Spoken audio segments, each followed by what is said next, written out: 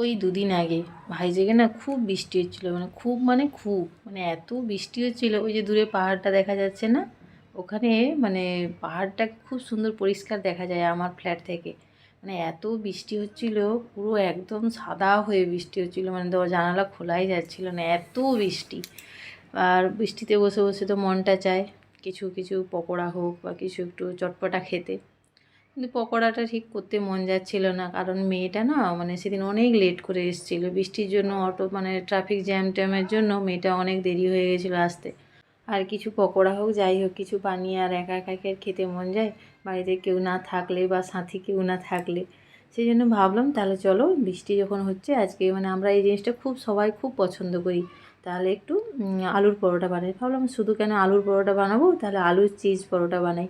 এই জন্যই তার আটাটা ধরে মেখে নিয়েছি, যেমন সাধারণভাবে আটা মাখি আমরা সেরকমই আটা মাখতে হয়। আটাটা মেখে নিয়েছি, একটু শুধু জোয়ান দিয়েছি ব্যাস এই।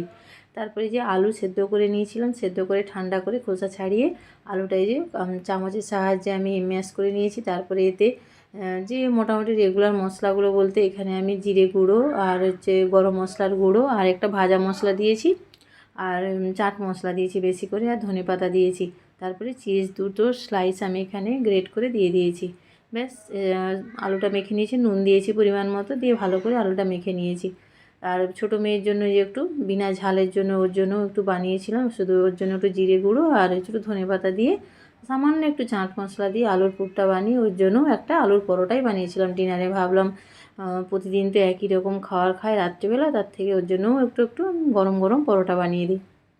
তাই ওর জন্যও বানিয়েছিলাম আর আমাদের জন্যও বানিয়েছিলাম গরম গরম পরোটা। এরকম পরোটা কিন্তু খেতে আমাদের বাড়িতে আমরা সবাই খুব ভালোবাসি। আমরা যে কোনো পরোটা, স্টাফিং পরোটা যে কোনো খেতে বেশ ভালো লাগে, গরম গরম বেশ ভালোই লাগে।